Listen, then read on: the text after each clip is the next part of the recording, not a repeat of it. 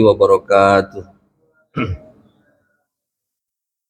Innal hamdalillah nahmaduhu wa nasta'inuhu wa nastaghfiru wa nastahdi wa na'udzu billahi min syururi anfusina wa min sayyiati a'malina. May yahdihillahu fala mudhillalah wa may yudlil falan tajida lahu waliya mursyida. Asyhadu an la ilaha illallah wahdahu la syarikalah lahul mulku wa lahul hamdu wa huwa ala kulli syai'in qadir. Wa asyhadu anna Muhammadan abduhu wa rasuluhu la nabiyya ba'dah. Laqad syahidna annahu qad ballagha risalah wa adal amanah wa nasaha lil ummah wa jahada fillahi haqqa jihadi wa tarakana ala mahajjatil bayda lailuha kana hariha la yazighu anha illa halik. Allahumma salli wa sallim ala sayyidil mursalin imamil muttaqin qaidil mujahidin sayyidina Muhammadin wa ala alihi wa sahbihi wa man tabi'ahum bi ihsanin ila yaumiddin. Faqad qala Allah ta'ala fil Qur'anil Karim, a'udzu billahi minasyaitonir rajim. Bismillahirrahmanirrahim. Fadhkuruni adzkurukum washkuruni wala takfurun. Shadaqallahul azim, amma ba'du. Hadirin ikhwati iman yang dirahmati Allah Subhanahu wa taala, jamaah salat maghrib yang berbahagia, marilah sama-sama kita panjatkan puji dan syukur kehadirat Allah Subhanahu wa taala dengan limpahan nikmatnya, hidayah dan inayah Allah Subhanahu wa taala. Pada petang hari ini Allah perkenankan kita semua untuk dapat melaksanakan salah satu kewajiban Allah Subhanahu wa taala, yaitu salat maghrib berjamaah. Mudah-mudahan Allah Subhanahu wa taala menerima salat kita. Allah Subhanahu wa taala mengabulkan doa kita semua. Salawat dan salam semoga selalu tercurahkan kepada Nabi kita Nabi Muhammad sallallahu alaihi wasallam. Ikhwati iman yang dirahmati Allah Subhanahu wa taala, kita juga bersyukur kepada Allah pada malam hari ini kembali dapat melanjutkan kajian kita, kajian kitab Mukhtasar Minhajul Qasidin karya Imam Ibnu Qudamah Al-Maqdisi atau Ibnu Qudamah Al-Muqaddasi. Mudah-mudahan Allah Subhanahu wa taala meluaskan ilmu kepada kita semua dan memudahkan untuk mengamalkannya. Jamaah sekalian yang dirahmati Allah Subhanahu wa taala, pada bulan yang lalu kita sudah membahas tentang nikmat Allah Subhanahu wa taala. Masih pada pembahasan tentang syukur dan sabar.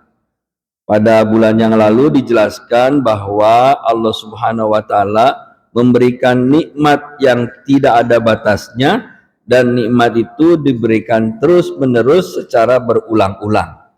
Tidak dibatasi. Salah satu yang dicontohkan adalah nikmat kita bisa makan, nikmat makan. Dibahaslah oleh Imam Ibnu Qudamah tentang bagaimana nikmatnya makan. Diawali dengan bahwa Allah Subhanahu wa taala memberikan panca indera kepada manusia. Punya panca indera. Ada mata, ada telinga, ada rasa, ada penciuman dan lain sebagainya. Yang kalau nikmat tersebut hilang, maka seseorang bisa jadi hilang selera makannya, bisa jadi juga tidak mau makannya. Kalaulah lidah ini hilang nikmat saraf rasanya, jadi kita tidak bisa merasakan ini manis, pedas, asam, gurih. Kira-kira kita bisa makan apa enggak? Dipastikan kita tidak bisa untuk makan. Maka Imam Ibnu Qudamah mengatakan itu adalah nikmat yang patut disyukuri, dan itu adalah nikmat yang Allah berikan secara berulang-ulang. Belum lagi setelah itu berfungsi, maka ada yang disebut dengan syahwatut ta'am, keinginan untuk makan.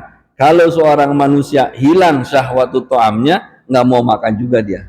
Walaupun panca inderanya sempurna, panca inderanya ada, dia bisa mencium aroma masakan, bisa merasakan, tapi tidak ada keinginan buat makan, maka makanan itu dipastikan tidak akan terkonsumsi juga.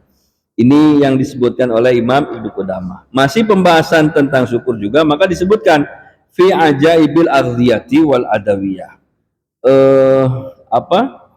Di antara keajaiban atau takjubnya tentang dapat mengkonsumsi makanan dan juga obat-obatan. Wa'lam annal at'imata kasiratun mukhtalifatun walillahi ta'ala fi khalqiha ajaibun la tuhsa wa hiya tanqasimu ilal aziyah wa adawiyah wa fawaqih wa ghairiha. Ketahuilah sesungguhnya makanan itu banyak jumlahnya. Allah Subhanahu wa taala telah, dan bagi Allah Subhanahu wa taala penciptaannya itu ajaibun, punya keunikan yang tidak terhingga, tidak bisa dihitung. Dan atimah itu, makanan itu terbagi menjadi beberapa macam. Ada yang sifatnya aghdiyah, memang makanan.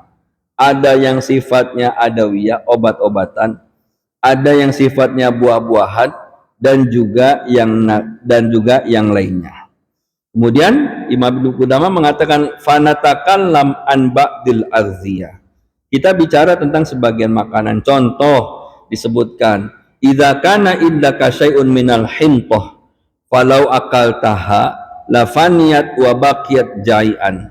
Kalaulah Anda punya sedikit atau punya sesuatu dari jenis gandum.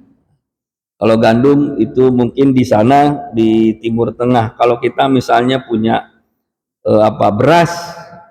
Kalau kita punya beras lalu falau akaltaha, kalau kita makan lafaniat beras itu habis. Wa baqiyat jai'an, dan kita akan tetap lapar. Kita punya beras, makan siang lalu kita makan.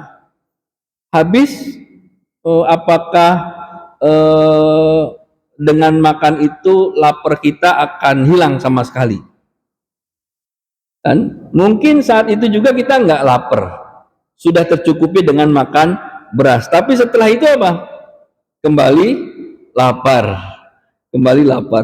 Cuman beda-beda. Ada yang laparnya setelah 2 jam, ada yang laparnya setelah sekian jam. Ini beda-beda. Tapi setelah itu pasti akan lapar lagi, sehingga fama ahwajaka ila amalin yanmi bihi hubbal hintati wa yatadha'af. Sehingga kita perlu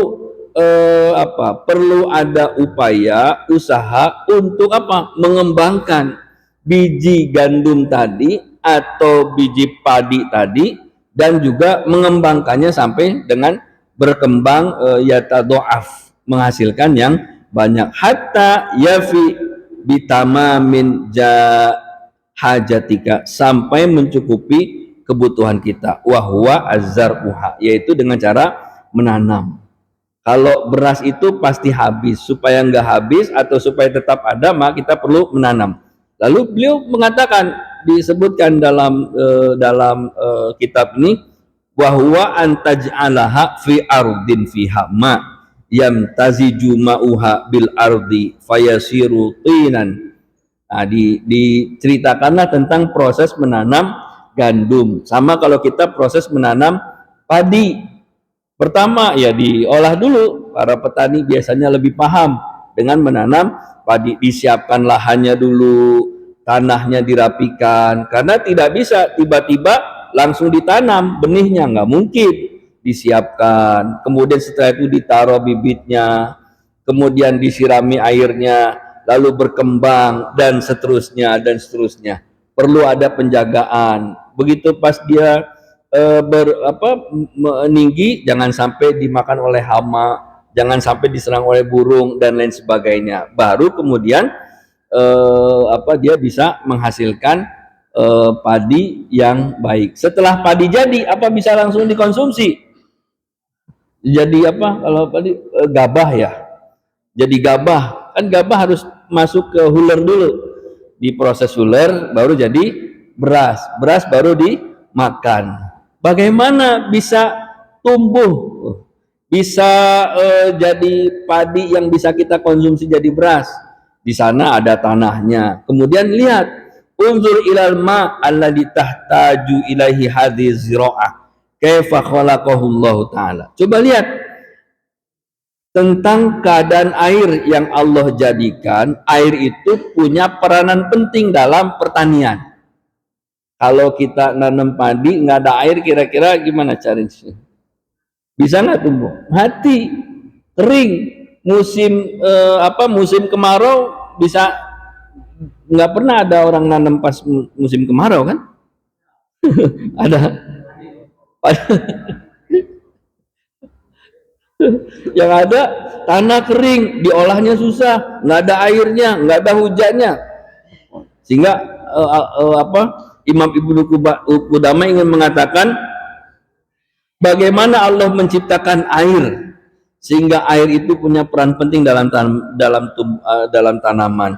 Unzur kaifa sakhara syamsa wa khalaqaha ma'ba'diha 'anil ardi. Coba bayangkan, lihat, teliti, amati Allah Subhanahu wa taala menciptakan matahari. Karena matahari juga punya peran penting dalam proses pertanian. Padahal jaraknya disebutkan ma'abu'diha anil ardi. Padahal jaraknya itu jauh dari bumi. Berapa jarak bumi ke matahari? Segitu jauhnya aja kita kadang merasakan panasnya luar biasa. Padahal jauh. Gimana kalau mataharinya dekat dengan kita? Tapi kadang kan kalau kita ke daerah Kalimantan, kita bisa bilang mataharinya dua nih, panas banget. Atau orang bilang Bekasi, ya panas banget kalau di Bekasi. Seolah-olah mataharinya, padahal jaraknya jauh. Tapi sepanas-panasnya matahari, panasnya matahari, apalagi kalau yang pernah mengalami musim panas, suhunya itu sampai berapa? 40 derajat misalnya. 45 derajat, wah itu luar biasa. 40 derajat aja. Jadi kalau saya waktu di Mesir itu Pak, musim panas itu bukan cuman mataharinya yang panas, anginnya juga panas. Jadi kalau ada musim panas itu kita akan kepanasan. Saya tinggal di lantai 6, di atasnya itu udah nggak ada bangunan lagi, dia sutuh, ada cuman dak-dakan aja gitu. Jadi panasnya itu berasa luar biasa. Jadi karena saking panasnya, kalau kita buka jendela supaya dapat udara, itu bukan menambah sejuk, justru tambah panas.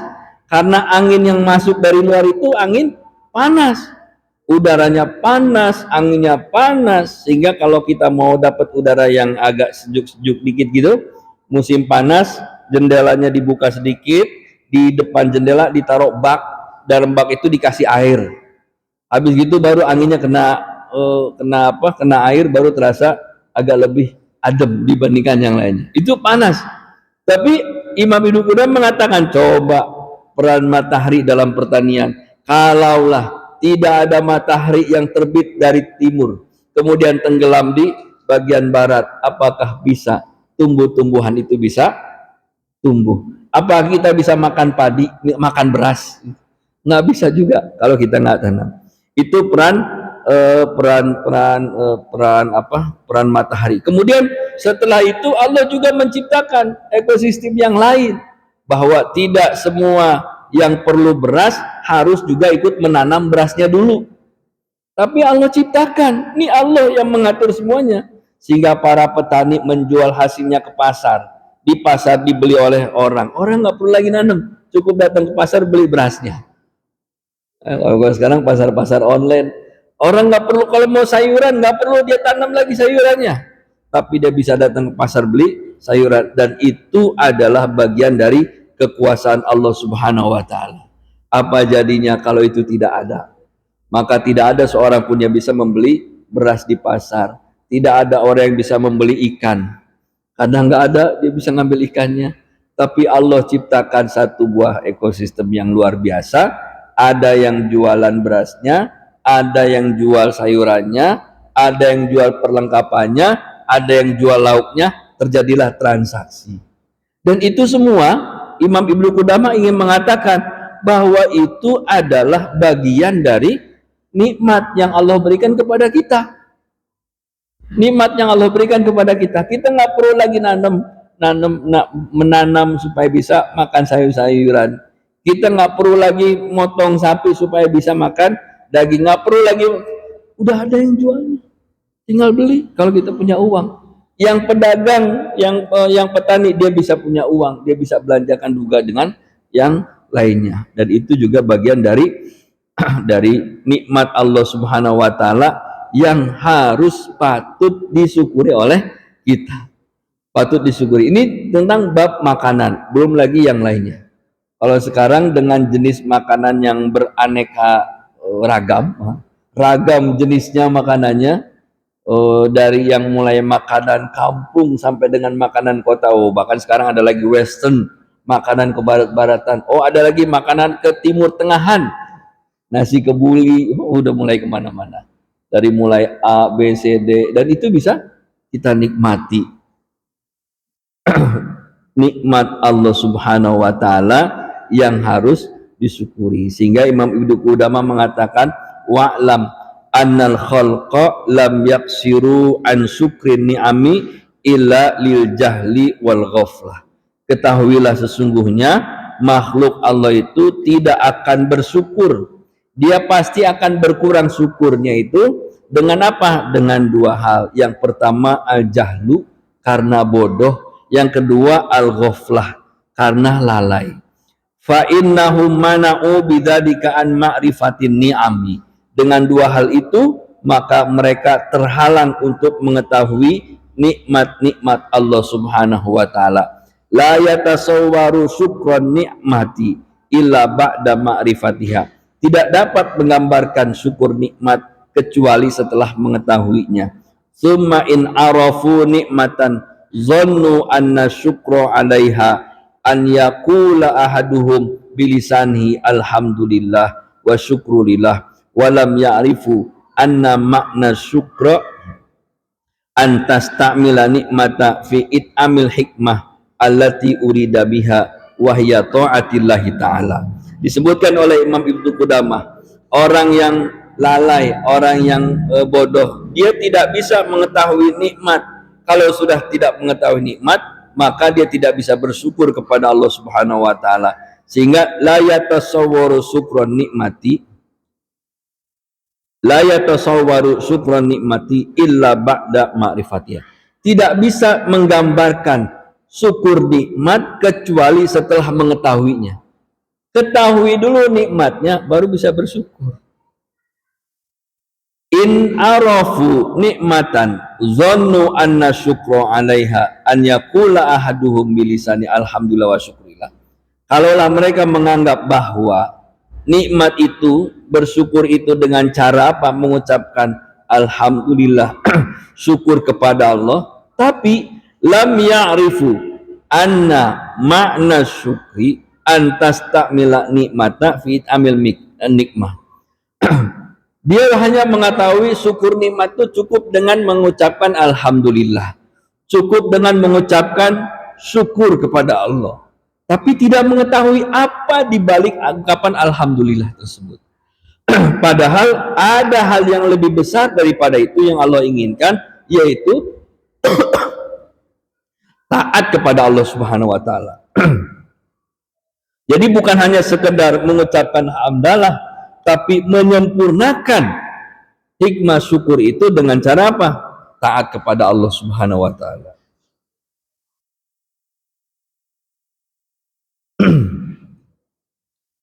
Sudah bisa minum, sudah bisa makan, itu kan nikmat dari Allah. Sudah bisa makan, bisa minum. Kalau kemarin pembahasannya ini ada makanan, kalaulah tangan ini ternyata tidak berfungsi untuk makan, makanannya enak, kebuli, dagingnya daging kambing, kambingnya kambing muda, enak banget, tapi tangannya nggak bisa berfungsi buat makan. Mau makan dibantu, nggak bisa makan, tidak bisa juga makan. Ini sekarang makan ada, makanannya ada, enak makanannya, tangannya bisa juga untuk mengkonsumsi. Maka kata Imam Ibnu Qudamah, tidak hanya sekedar mengucapkan alhamdulillah, betul, kalau dia mengucapkan alhamdulillah itu merupakan ungkapan syukur, tapi apa di balik alhamdulillah itu?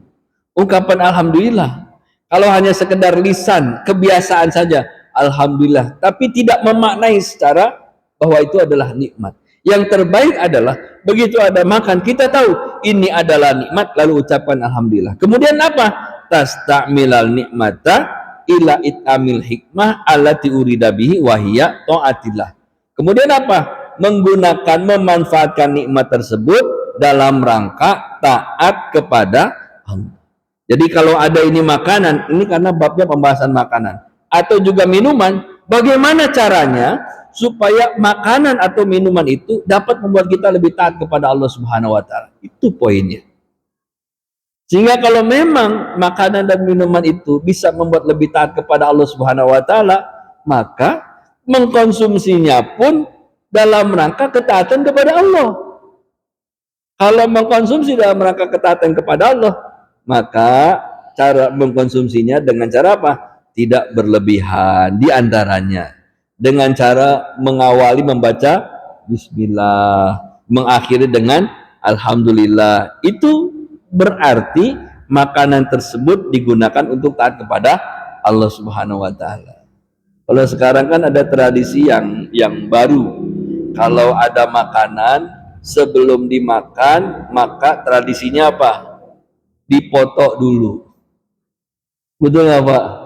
Dipoto dulu, dibuat jadi status nikmatnya makanan.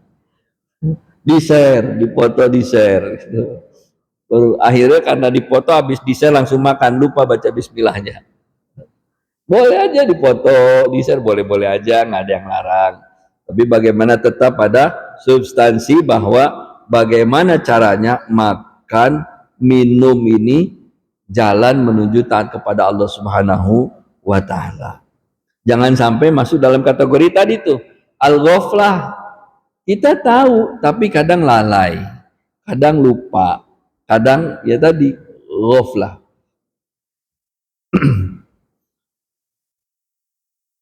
Amal ghaflah anin ni'ami falaha asbabun. Adapun lalai itu sebabnya itu ada beberapa macam. Ahaduha diantaranya, salah satu diantaranya adalah annan nasa li jahlihim la ya'duna ma ya'umul khalqa fi jami' ahwalihim nikmatun falidzalika la yashkuruna ala jumlatin mimma dzakarnahu minan ni'ami li'annaha amatun lil khalqi. Nah, ini yang pertama adalah sesungguhnya manusia itu karena kebodohan mereka, maka mereka la ya'iduna ma ya'umul khalqa fi jami' ahwali. Mereka tidak menghitung atau tidak mengidentifikasi bahwa seluruh yang ada kondisi mereka itu merupakan nikmat dari Allah Subhanahu wa taala. Tidak mentadaburi bahwa seluruh kondisi mereka itu sesungguhnya adalah nikmat dari Allah Subhanahu wa taala. Karena tidak mengetahui itu atau karena lalai dari mengidentifikasi ini adalah bagian dari nikmat Allah Subhanahu wa taala, la yashkuruna ala jumlatin, maka mereka tidak bersyukur secara keseluruhan. Mimma dzakarnahu minan ni'am. Ya karena semua juga dapat. Contohnya adalah disebutkan fala yara wahidun minhum ikhtisasan bihi fala yaiduhu nikmatan fala tarahum yashkuruna Allah taala ala ruhil hawa. Contohnya adalah banyak orang yang mendapatkan udara atau oksigen yang kita hisap sekarang ini sehingga kita bisa hidup, bisa duduk dengan tenang, mentadaburinya bahwa udara itu adalah nikmat dari Allah Subhanahu wa taala. Falau akhadha bimuhniqaihim lahdzatan hatta inqata'al hawa anhum matu. Kalaulah seseorang itu dicekik lehernya sampai ia tidak bisa bernapas, kan kalau dicekik itu nggak bisa menghirup udara, pasti dia akan mati. Walau habasu fi hamamin au bi'rin matu ghamman, kalaulah ia dimasukkan di penjara, dikurung dalam kamar mandi atau dikurung dalam sebuah sumur, maka dia akan mati tenggelam. Fa in ibtala ahadun bi syai'in min dzalika tsumma naja qadara dzalika nikmatun yashkurullah alaiha. Kalaulah setelah dikurung lalu dia bisa dibebaskan, maka dia selamat, maka ia baru menyadari betapa nikmatnya udara. Kalau kita dikurung dalam ruangan tertutup, yang ruangan tertutup itu sulit udaranya, kira-kira apa jadinya? Kita merasa sesak, nggak bisa napas, dan begitu kita keluar baru tersadar bahwa udara merupakan nikmat dari Allah Subhanahu wa Ta'ala. Kadang Imam Ibnu Qudamah ingin mengajarkan kepada kita hal-hal yang sederhana, yang jarang kita tadaburi, itu adalah nikmat dari Allah Subhanahu wa Ta'ala. Mungkin karena Allah tidak perintahkan kita menghitung nikmat, jadi buat apa kita hitung? Tapi kalau kita tidak mengidentifikasi itu adalah nikmat, maka kita tidak bisa bersyukur kepada Allah. Memang perintahnya bukan untuk menghitung nikmat, tapi perintahnya bersyukur kepada nikmat. Untuk bersyukur, maka identifikasi dulu. Ini adalah sebuah nikmat. Sehingga yang kita dapatkan secara umum, diperaih juga oleh orang-orang, seluruh manusia, bahwa itu adalah nikmat udara, oksigen. Kita lihat kan, waktu COVID kemarin berapa harga oksigen? Satu satu botol itu kan, dari mulai harganya 20.000 sampai 600.000. Ada juga yang menghitung kebutuhan manusia terhadap oksigen itu satu hari sekian kilo, dihitung berapa usia, maka baru tersadarkan Allah Subhanahu wa Ta'ala ketika seorang wafat tidak memberikan kwitansi yang harus ia bayar. Begitu mau mati, malaikat ngasih, ini kwitansinya Pak. Ada? Nggak ada. Allah nggak nagih. Cuman kitanya aja yang nggak pernah bersyukur kepada Allah Subhanahu wa Ta'ala. Bangun pagi, begitu pas bangun masih bisa menghirup udara, masih bisa bernafas. Itu nikmat dari Allah. Sehingga begitu bangun, yang diajarkan oleh Rasulullah SAW adalah berdoa. Doanya apa? Diawali dengan kalimat apa? Alhamdulillah. Kalau kita bangun pagi mengucapkan alhamdulillah, berarti kita sudah bisa mendefinisikan bahwa ini adalah nikmat dari Allah Subhanahu wa Ta'ala. Bangun pagi kita baca doa, berarti kita sudah mengatakan bahwa Allah memberikan saya nikmat, bisa hidup sekarang ini, menghirup udara di pagi hari, bangun di pagi hari, berarti sudah bisa mengidentifikasi nikmat, sudah mengatakan ini nikmat, berarti sudah bisa bersyukur. Orang nggak bersyukur karena dia lalai dalam mengetahui nikmat. Itu yang udah. Sehingga diceritakan kama rawa anna ba'dhum syaka faqrahu ila ba'di arbabil basirah. Ada dalam sebagaimana diriwayatkan oleh sebagian di antara mereka yang menceritakan tentang seorang fakir yang mengadukan kefakirannya. Jadi orang fakir ini lagi cerita, lagi curhat tentang kefakirannya. Wazharu syiddati iktimamihi bidzalika. Oh, pokoknya sangat sulit lah, susah gitu kan. Lalu dijawab faqala lahu. Maka dikatakan kepada orang tersebut, ayasurruka annaka a'ma walaka asyratu alafi dirham. Kira-kira kamu suka enggak? Kamu Anda dikasih 10.000 dirham. Berapa 10.000 dirham kalau dirupiahkan? Ada yang bisa itu enggak? 1 dirham ada berapa tuh? Kalau berapa ya? Saya belum tadi nggak sempat menghitungnya. 10.000 dirham ini nilainya banyak, 10.000 dirham. Bukan nilai yang sedikit kalau dihitung. Kalau kamu dikasih, kamu suka nggak punya uang 10.000 dirham, tapi kamu dalam keadaan buta, nggak bisa lihat? Maka dijawab, lah enggak, saya nggak mau. Ditanya lagi, kamu suka nggak kalau kamu dalam punya asratu alaf 10.000 dirham, tapi kamu dalam keadaan tuli, bisu? Enggak lah gitu.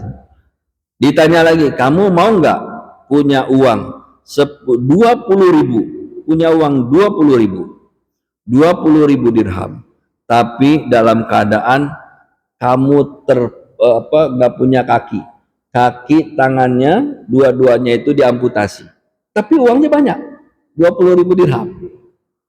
Dia jawab nggak punya. Kamu punya nggak? Suka nggak kalau misalnya punya 10.000 dirham tapi kamu dalam keadaan gila?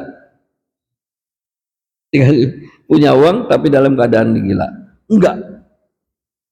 Terus kata ulama tadi, amma tastahi antashku maulaka walahu indaka urudun bi khamsina alfan. Apa kamu enggak malu kamu mengadu kepada selain Allah padahal kamu memiliki 50.000 dirham, punya kekayaan yang lebih tapi nggak pernah cerita sama Allah, punya kekayaan yang banyak tapi nggak pernah cerita sama Allah, seolah-olah dirinya yang paling susah padahal Allah sudah memberikan nikmat yang begitu banyak. Wahaka an ba'dil fuqara annahu asyadul faqr hatta daqa bihi zar'an fara'a fil manami ka'anna qailan yaqulu lahu. Maka ada hikayat dari sebagian orang fakir yang sangat fakir sampai dia melihat dalam mimpinya seakan-akan dia berkata, atawaddu an ansan ansinaka suratal an'am walaka alfu dinar. Jadi ada seorang fakir tapi dia bisa baca Quran. Mau nggak kamu punya uang 1.000 dinar tapi kamu lupa membaca surat Al-An'am? Nggak mau. Mau nggak lupanya surat Hud? Nggak mau. Kalau surat Yusuf? Nggak mau. Maka dijawab, fama'aka qimatu mi'ata alfin dinar wa anta tashku fa asbaha wa qad sara anhu.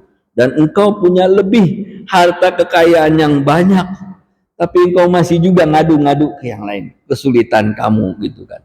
Akhirnya dia terbangun pagi dalam keadaan bahagia karena seolah-olah kalau susah banget, jadi nggak ada seneng-senengnya padahal Allah memberikan nikmat yang begitu banyak. Satu waktu Ibnu Samak datang Harun ar-Rasyid datang kepada ulama Ibnu Samak dan meminta nasihat.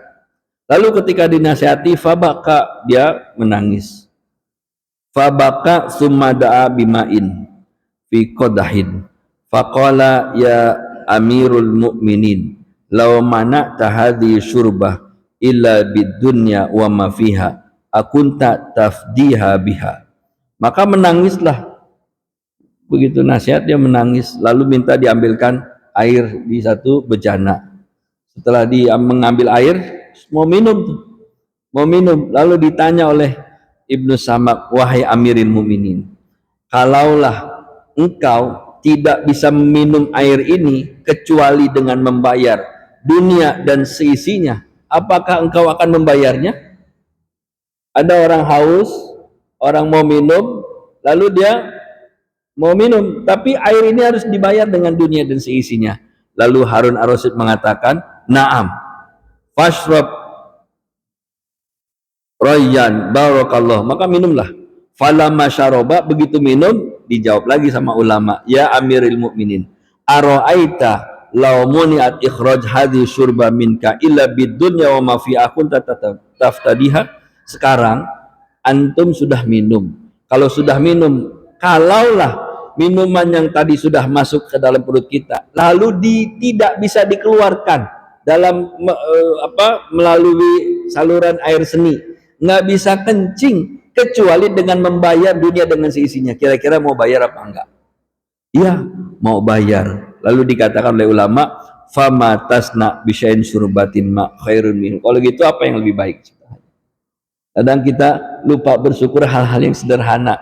Kita bisa minum dan bisa mengeluarkan apa yang ada di perut kita dengan yang kita konsumsi. Itu kan nikmat. Bisa buang angin itu adalah nikmat. Bisa buang air kecil adalah nikmat. Bisa buang air besar itu adalah nikmat. Apa jadinya kalau kita bisa makan tapi nggak bisa buang air besar? Kira-kira gimana? Terbayang nggak oleh kita semua bapak-bapak sekalian, kita bisa makan, bisa minum, tapi nggak bisa kencing, nggak bisa BAB.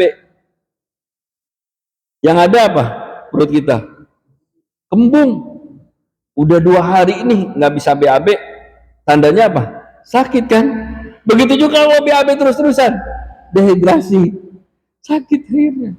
Sehingga ini yang diajarkan oleh Ibnu Sama kepada Harun Ar-Rasyid. Wa hadza yubayyinu anna nikmatallahi 'alal 'abdi fi syurbati ma'in indal atusi a'zam min malakil ardi kuliah. Sehingga nikmat yang Allah berikan kepada seorang hamba dengan bisa meminum ketika dalam keadaan haus adalah lebih besar nilainya daripada penguasa dunia. Summa tashil khurujul hadas min a'zamin ni'am wa hadi isyarah wajiza ila nikmatil khassah.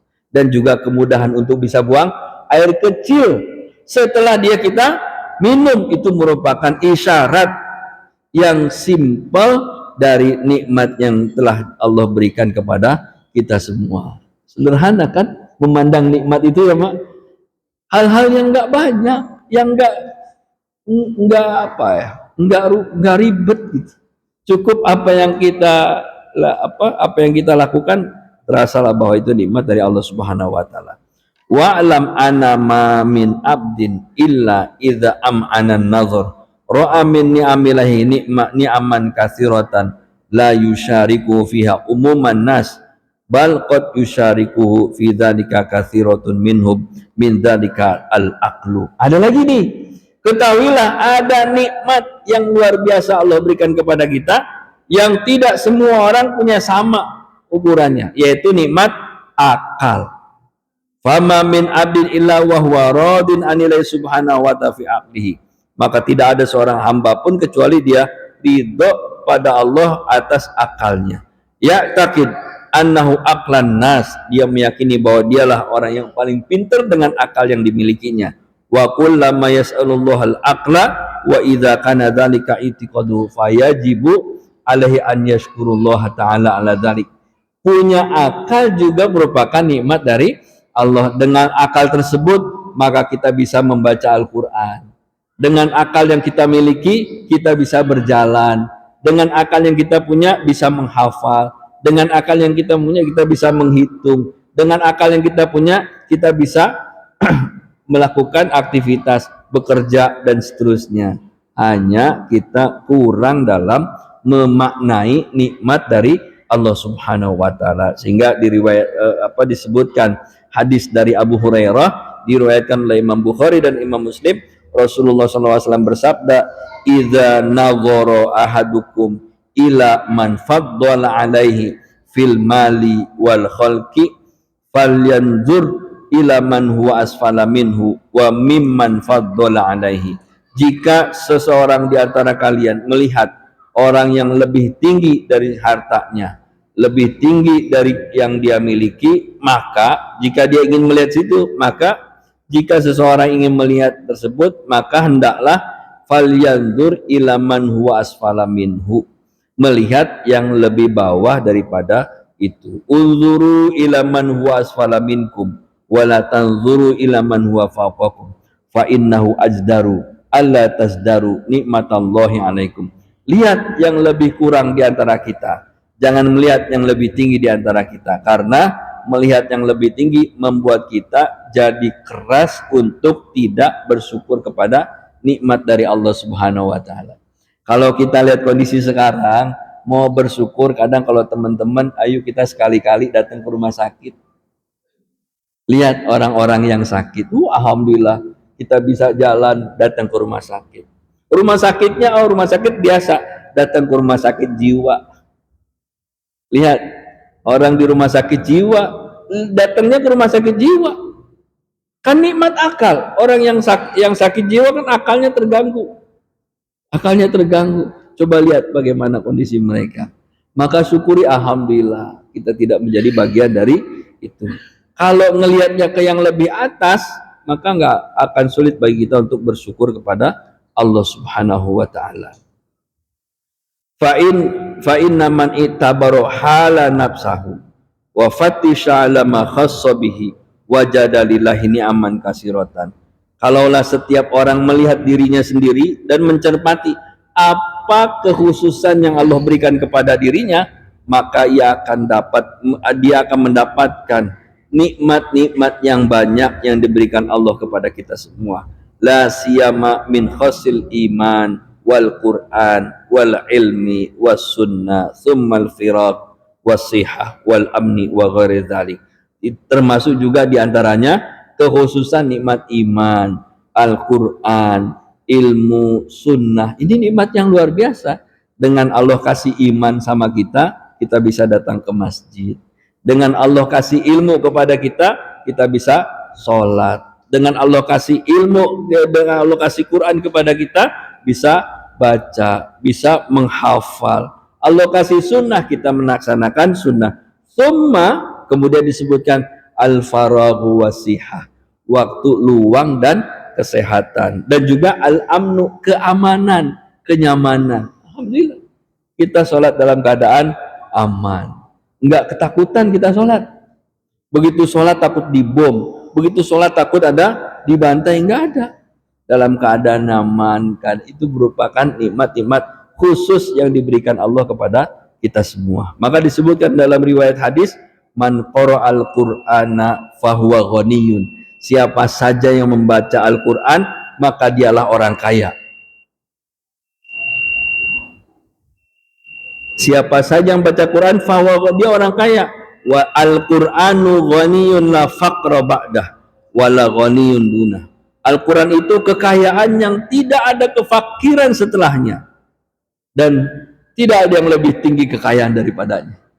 Sehingga bersyukur hadirin sekalian, kita bisa punya Al-Quran, bisa baca Al-Quran. Hadis yang lain, man asbaham aminan fi sarbihi mu'afi fi badani indahu qutun yaumahu faka'annama hizat lahu dunya bihadza firiha. Siapa saja yang pada pagi harinya dalam keadaan aman, kemudian dia punya sehat afiat badannya, punya bekal makanan dalam hari-harinya, maka seolah-olah dia punya dunia dan seisinya.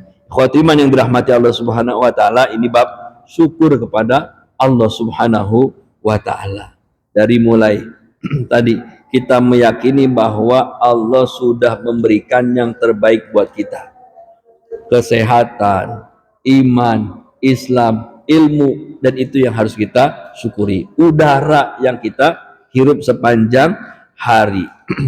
Nikmat bisa melihat, nikmat bisa berjalan, itu merupakan nikmat dari Allah Subhanahu wa taala. Mudah-mudahan Allah Subhanahu wa taala menjadikan kita semua hamba-hambanya yang pandai bersyukur kepada Allah Subhanahu wa taala. Hadirin sekalian yang dirahmati Allah Subhanahu wa taala, inilah yang dapat disampaikan pada kesempatan malam hari ini. Mudah-mudahan apa yang dia sampaikan ada manfaatnya, khususnya bagi saya pribadi, umumnya bagi jamaah sekalian. Mudah-mudahan Allah Subhanahu wa taala menjadikan kita hamba-hamba yang pandai bersyukur kepada Allah.